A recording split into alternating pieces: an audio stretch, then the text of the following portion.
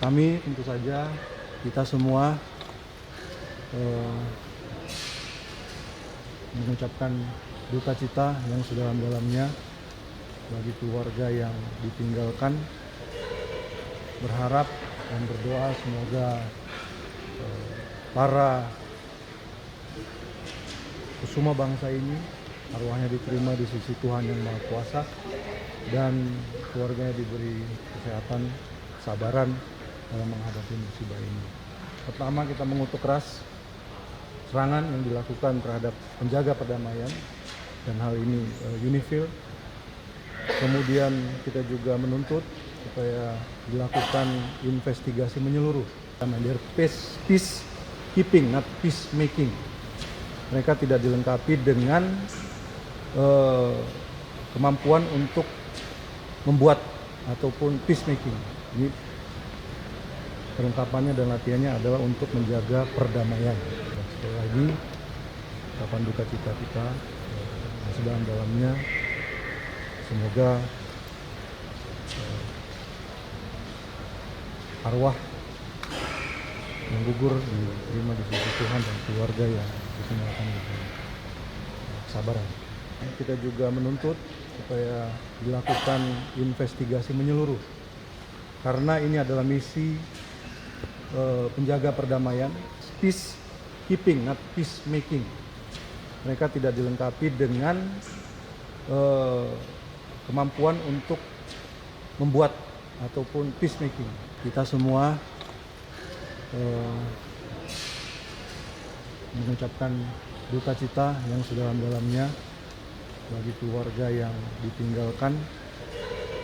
Berharap dan berdoa semoga para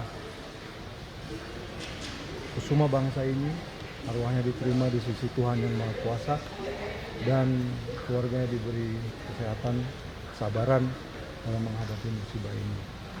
I should also like to thank you, Madam President, for giving me the floor to express the sense of grief, anger, and frustration of over 285 million people of Indonesia.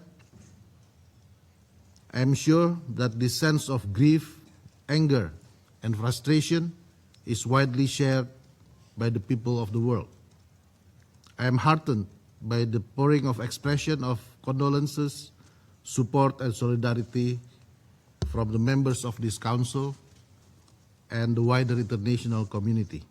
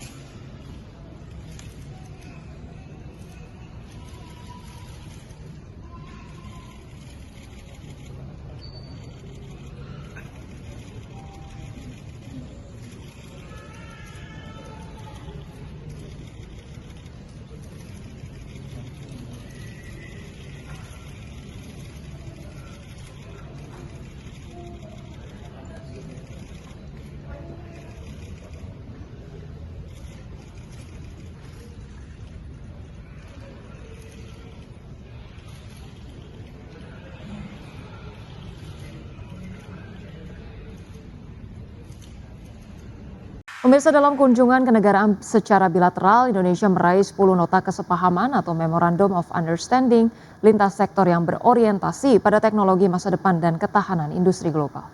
Presiden Prabowo Subianto menyaksikan langsung pertukaran 10 nota kesepahaman antara pemerintah Indonesia dan Republik Korea Selatan di Istana Kepresidenan Blue House, Seoul, Korea Selatan. Kesepakatan lintas sektor ini menjadi bukti konkret penguatan kemitraan strategis kedua negara yang berbasis pada teknologi masa depan dan ketahanan industri global. Sektor-sektor prioritas yang disepakati mencakup ekonomi, energi bersih, kesehatan berbasis AI, hingga kerjasama keuangan strategis. Presiden Prabowo menegaskan bahwa kolaborasi komitmen bersama ini diharapkan mampu mempercepat transformasi ekonomi Indonesia menuju basis teknologi tinggi dan energi bersih. Selain itu, melalui 10 poin kesepakatan tersebut, kedua negara menegaskan arah bersama menuju pembangunan berkelanjutan dan peningkatan daya saing industri jangka panjang yang memberikan manfaat nyata bagi masyarakat kedua negara. As they say, there are no permanent friends and no permanent enemies, only permanent interest. And I think interest between Korea and Indonesia is very important between us. We are both countries in the Pacific. We are both trading countries. We need a good relationship for the economic well-being of our two countries, and we have. Ya, besok kita ke informasi lain. Badan Pusat Statistik mencatat neraca perdagangan barang Indonesia kembali mencetak surplus sebesar 1,27 miliar rupiah pada Februari 2026. Ya, capaian ini memperpanjang catatan surplus selama 70 bulan secara beruntun sejak Mei 2020. Badan Pusat Statistik mencatat neraca perdagangan barang Indonesia kembali mencetak performa positif dengan nilai surplus mencapai 1,27 miliar pada Februari 2026. Meningkat dibandingkan posisi Januari 2026 sebesar 950 juta US dollar. Capaian ini memperpanjang catatan impresif Indonesia yang telah membukukan surplus selama 70 bulan secara beruntun terhitung sejak Mei 2020. Deputi Bidang Statistik Distribusi dan Jasa BPS Atang Hartono menyebut kinerja perdagangan pada awal tahun ini sangat bergantung pada sektor non-migas. Berdasarkan data BPS, sektor non-migas berhasil menyumbangkan surplus sebesar 2,19 miliar US dollar, sementara sektor migas masih mencatatkan defisit sebesar 920 juta US dollar. Neraca perdagangan barang mencatat surplus sebesar 1,27 miliar US dollar. Neraca perdagangan Indonesia telah mencatat surplus selama 70 bulan berturut-turut, yaitu sejak bulan Mei tahun 2020. Surplus pada bulan Februari ini lebih didorong oleh surplus pada komoditi non-migasnya, yaitu surplus sebesar 2,19 miliar US dollar. BPS mencatat sejumlah komoditas yang menjadi penyumbang surplus sektor non-migas, yakni lemak dan minyak hewan nabati, bahan bakar mineral, serta besi dan baja. Sementara komoditas yang menjadi beban utama pada defisit migas meliputi minyak mentah, hasil minyak, serta gas. Jakarta, Tim Liputan IDX Channel.